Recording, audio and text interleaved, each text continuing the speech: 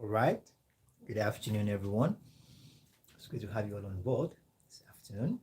It's another time with Tutor Ayo. And in today's tutorial, it's going to be a continuation of the course CSS244, all about security development, planning, and management. And today's tutorial, we're going to take our bearing from what we stopped in the last class, where we talked about direct and indirect losses. And we'll be talking about what are some of the factors that lead to losses, whether direct or indirect. With this being said, let's all straight into it. Okay, so we have causes of losses as CSS245, and we have causes of losses. Let's just put it out, causes of loss.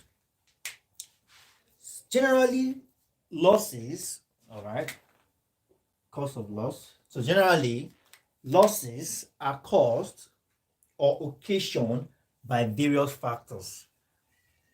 Some of these factors, we're going to be discussing about them.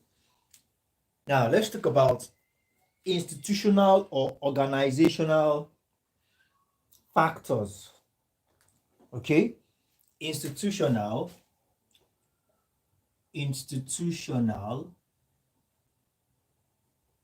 slash organizational factors. Okay, these are the factors that are as a result of, that could be as a result of poor management, right? Poor management of an organization or inadequate security control. Inadequate security control of an organization. We have poor management. Poor management. Okay. Now,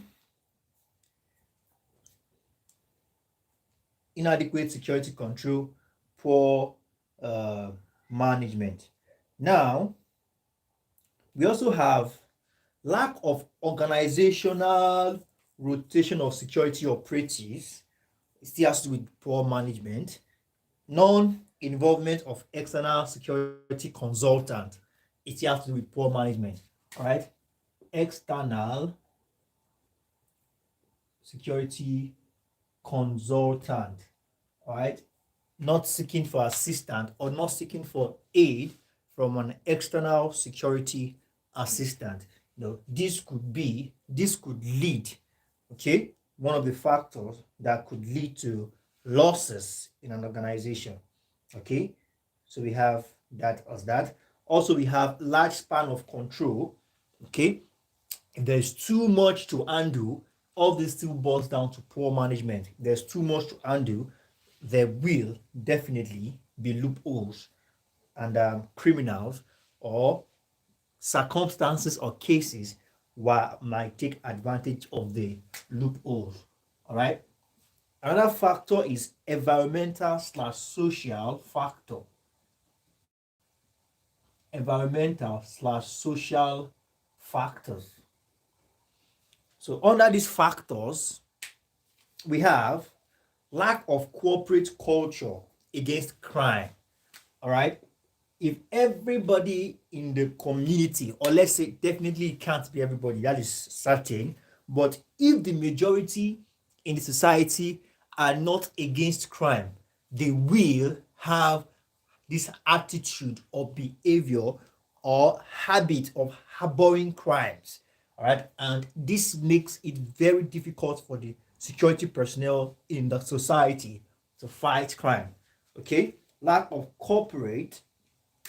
All right. I think I should put that clearly. Lack of corporate culture against crime. Okay. Now, socioeconomic conditions like the external family system, which leads to primordial pursuit, poverty, and unemployment. We also have slow prosecution of cases in in an environment, in a society that criminal cases or persecution of cases are not being attended to earlier. All right, if there's so much bottleneck in the process, so much of bottleneck in the process of, now when we say bottleneck now is a term used in public administration.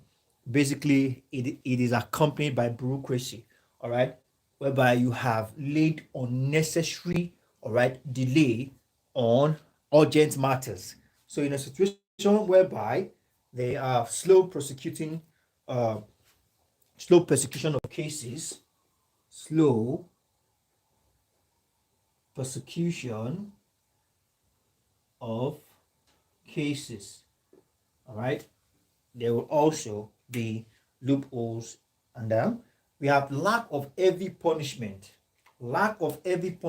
on offenders, like we did in our retrospective class. There is something called deterrence. Deterrents are made are companies of the law, okay, and basically we can interchangeably describe deterrent, or we can interchangeably use deterrence and punishment. What are punishments? Punishments are they are given, okay, punishments are given as a result of violating or defiling the law, okay, and basically the reason why these punishments are being attached to an offender, all right, is in order to make them understand that if you go against the rule, you are going to be punished, and the punishment is not to encourage but rather to discourage. So the punishment now is a deterrent, all right. I don't want to do this. If I do this, this is what I will suffer. This is the consequence I will suffer. So that serves as a deterrent. So now what we are saying here now is that if there is a lack, all right, if there is lack of heavy punishment, lack of heavy punishment. Let's say, for example, somebody stole 200,000 and the punishment of that person now is to bring 50,000 naira. I mean, that is little or no punishment at all. It's just for him to remove the 50,000 out of the 200,000 naira he has stolen. All right. So the punishment attached, or the deterrent attached to a crime, should be heavy. All right, should be 5 to 10 times heavier than the crime. Okay, so that the offender, the prospect offender, can think twice before committing such a crime. Okay, we also have individual factors. Individual factors.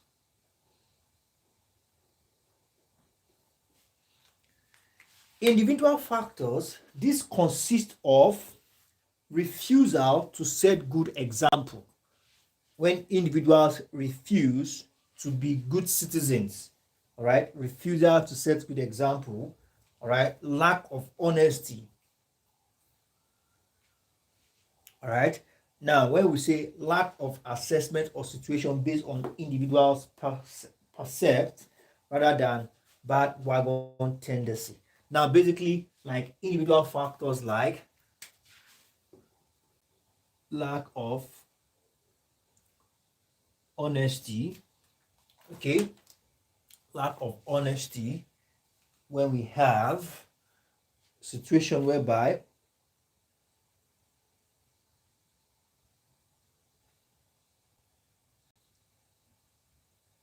we have greed, all right, when an individual is very greedy and would stop at nothing until he or she does what he intends to do that is against the law.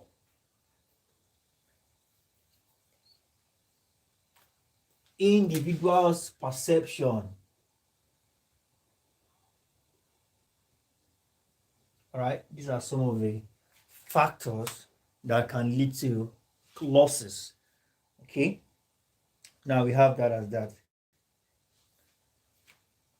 Now we need to understand, like I must have mentioned in our retrospective classes, that security in the life, all right, and property of people include private and government security. Like I said, private, we have the private part of security, the private sector, and we have the public sector. The private part of these security services include organizations owned by individuals, okay, to render security services. And we have the public, and basically these organizations owned by individuals to render security services to the to to the citizen of the country is actually money motivated, basically to make profit. It's a business, okay, and one of the most important motive, all right, of owning a business as an individual is to make profit, all right, unlike the public security sector that is motivated because of the service and the love for humanity, which is government established security services. Now let's continue. We'll get to know more on that. Now, when we say loss prevention and activities, we are talking about security, because we'll be using this a lot in the course. Loss prevention and activities. Any activity that involves the avoidance or that involves the prevention of loss. Don't forget, we've talked about loss. We said loss can be direct or indirect. All right, loss involves either the losing or taking away of what doesn't belong to an individual, either by force or by any other means. Depriving an individual was it belongs to the individual, or taking away or harmfully collecting. All right, all these are losses, and we have direct or indirect loss. And we've talked about the factors that can cause or lead to losses. Now, you need to understand that whenever you see this word or you see this combination of words, loss prevention and activities, simply talking about, in one word, we're simply talking about security. Now, under private security, most firms are privately owned and managed. My goodness, just a moment. You know, we are in Nigeria. Let me to use my backup. Okay, yeah, I think that's good. Now, under we have private and we have public. Now, when we say private, we are talking about owned and managed. Firms that are privately owned and managed, while public security refers to the firms that are agencies of the state.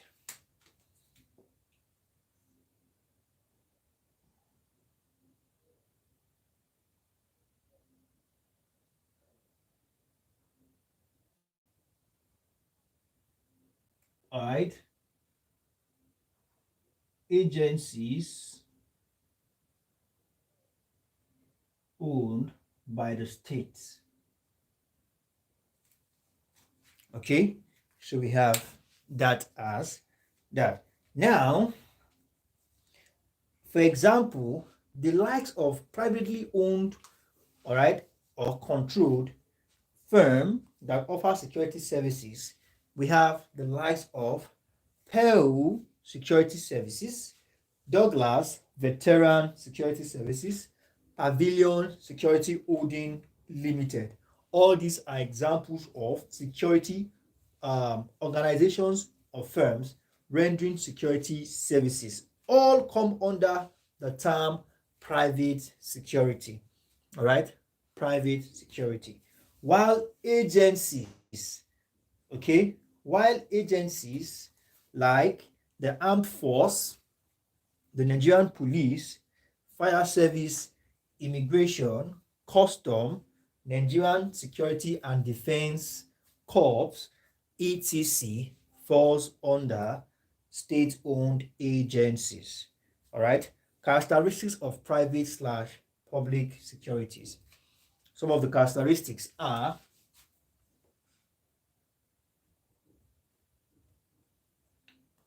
character.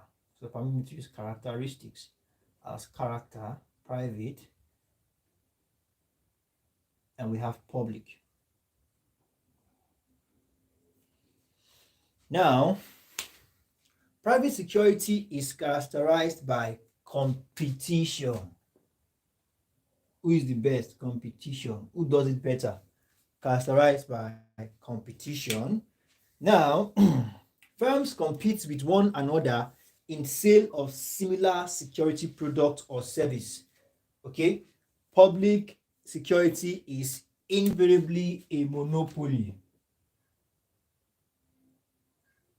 Definitely it is a monopoly because it's only one government. There can't be two governments in a state, and just one government having to render security service, which is one of its priority.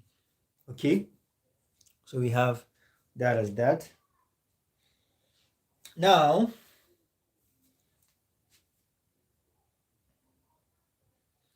you also need to understand that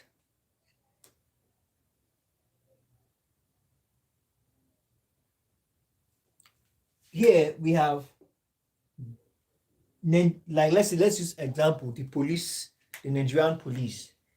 Okay, Nigerian police is established by the Nigerian Act Cap 154 of 1943 for general crime prevention and law enforcement. All right, we have general crime prevention and law enforcement. Okay, and law enforcement. While the private security firm are private companies required by the law to register. All right, here there's a constitutional backing by an act or a decree, but here they are required to register like every other business entity does register under the state. All right, so the private security firm are private companies required by the law to register with the Corporate Affairs Commission. You don't do that with the Nigerian police or other security agencies owned by the state. Okay, and obtain an approval, license from the Ministry of Internal Affairs. All right, so they have to gain legal approval. All right, but there's nothing like that in the other side, on the other side. So we have that as that. Now, the Nigerian police has special powers, okay, and are backed by the full force of law within which they operate. All right, they have what we call special powers. They are backed up by the law. Nigerian police has special powers and are backed by the full force of the law. Legal backing. Okay, and on the other hand, the private security has no special legal powers. Okay, so we have okay, let's put as special legal powers. Special legal powers. We have no special legal power. Okay, no special legal power. Now, let's continue. Like I said, the dominant motive here under the private companies that offers these services, the dominant motive is, all right, profit. Okay, profit is what drives. That's the motive. Profit is what drives. That's why there's so much competition amongst them. Who does it better? Who has the largest customers or brand width? Who does it better?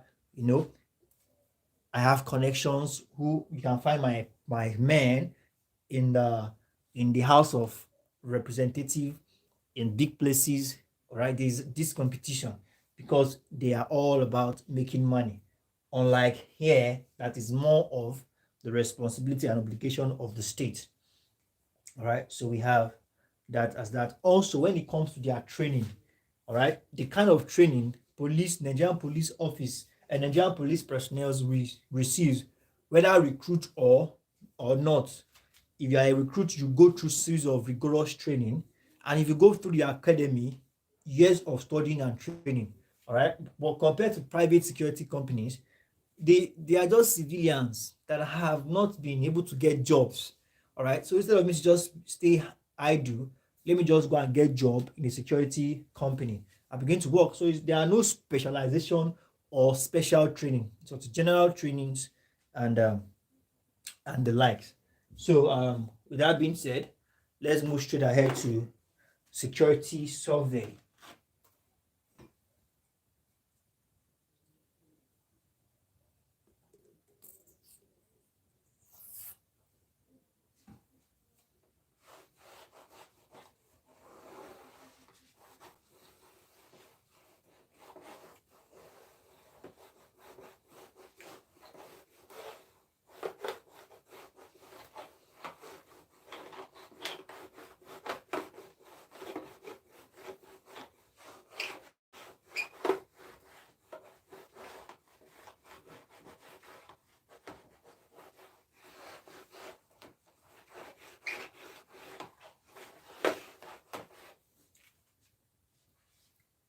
Now, security survey.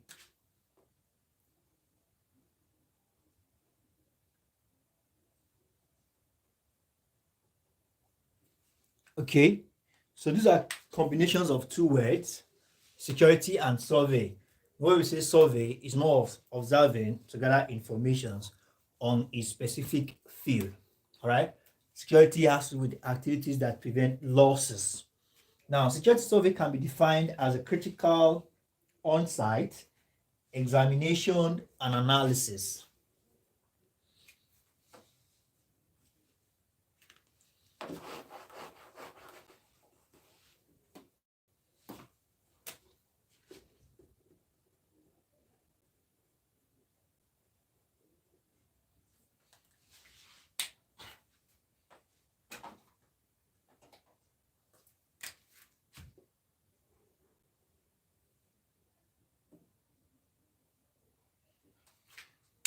Okay, so we have it as we have a critical on-site examination,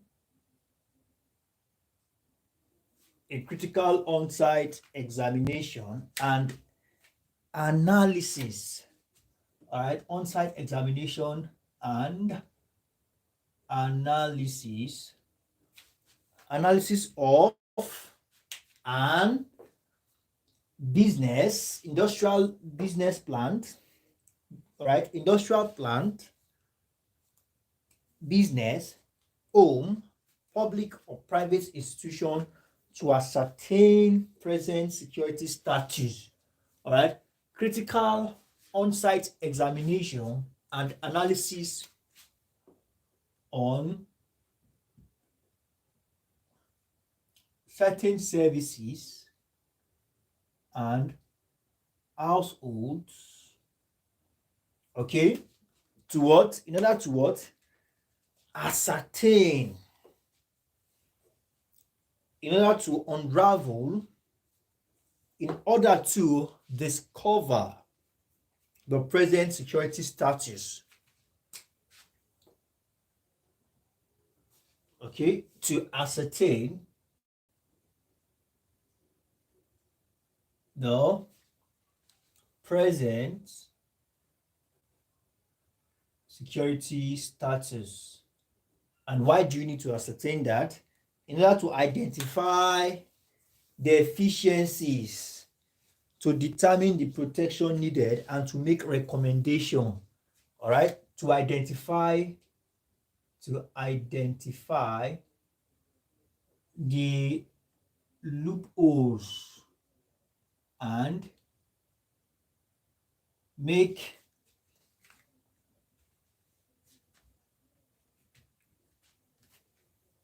recommendation or solve problem. And that's why we have security survey. Okay. Now, conducting security survey may be by staff security personnel or by qualified security specialists.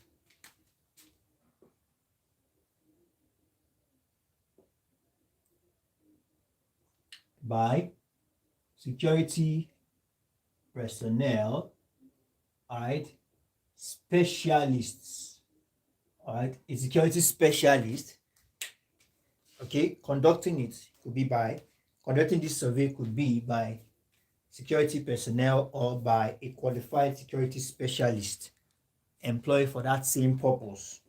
Okay, irrespective of who conduct the survey, it is important that they have training in that field and that they have achieved high level of ability. Now, we need to understand that it is very important that at least some members of security survey team be totally familiar with the facility and its operation. All right, familiarity with what? Familiarity with the facility. Conducting a survey, like we said, it could be on certain services. Now, let's assume you are conducting security survey in a filling station, in a gas station. It is very important that at least a member of the team, or definitely you need people to conduct survey. So a member of the team must be familiar with that filling station, all right, or be familiar with that industry. It might not be that particular filling station, gas station, I mean, all right. Generally, gas station, he or she must be very familiar with such field, because without familiarity, it will be difficult to formulate the security survey plan. Okay, so we have that as that. Now, there's something called survey report. All right, survey report must document the full scope of its examination. Survey report document the full scope of its observation. Okay, must document the full scope of its observation. So we have that. For security plan to be effective, it must be dynamic. For security, I know that without a security plan, there is no survey. So for a security plan to be effective, okay, there must be, all right, it must be, okay, effective. It must be dynamic. Okay, it must be dynamic. It's very, very important. So we have that as that. So we have some of the issues of, there's something called security file, like we said, a documentation requires arranging properly information in files. Some of the security file, what are they used for? Certain days or seasons may emerge as those which problem occur. It can be for the purpose of making reference. Now, target of crime may become evident as more data is amassed. This may enable security manager to reassign priorities. It helps security personnel to reassign priorities. Also, the profile of the type of incident of crime may emerge. It still boils down to making reference to information filed or documented. All right, so we have all that as that. Now, there's something called National Security Council. All right, National Security Council. The National Security Council, National Security Council.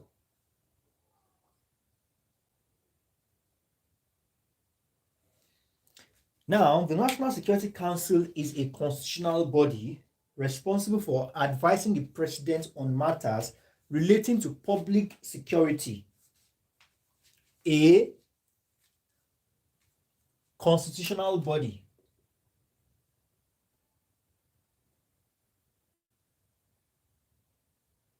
Okay, let's first get that.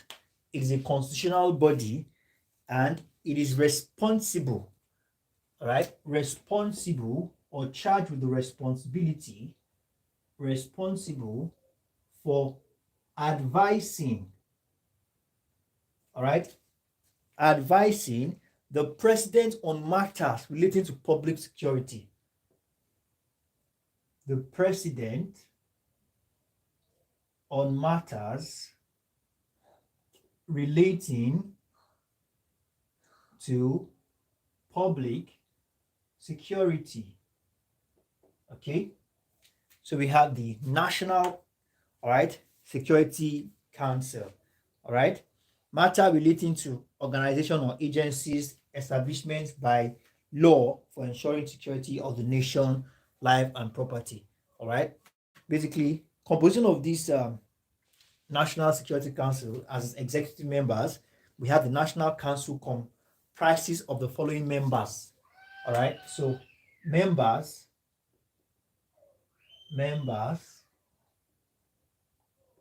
all right, the very first person we have the president, all right, but president who is the chairman, president of the council who happens to be the chairman. We also have the vice presidents, we have the chief of defense staff, all right, the chief of defense staff, we have the Ministry of Internal, all right, Affairs and the Foreign Affairs, National Security Advisors, and the Inspector General of Police. Okay, so we have all these persons as that. Okay, I think for today we'll call it a wrap here, and in our next class we'll take it up from the Police Service Commission. Okay, so thank you very much, everyone. I believe you've been able to gain a thing or two into this class. Please, let's do well to send our notes to the private class, as this is one way we can ensure, all right, and we can monitor our progress. Thank you very much, everyone. Look forward to seeing you all in subsequent tutorials. Have a wonderful afternoon. Bye-bye.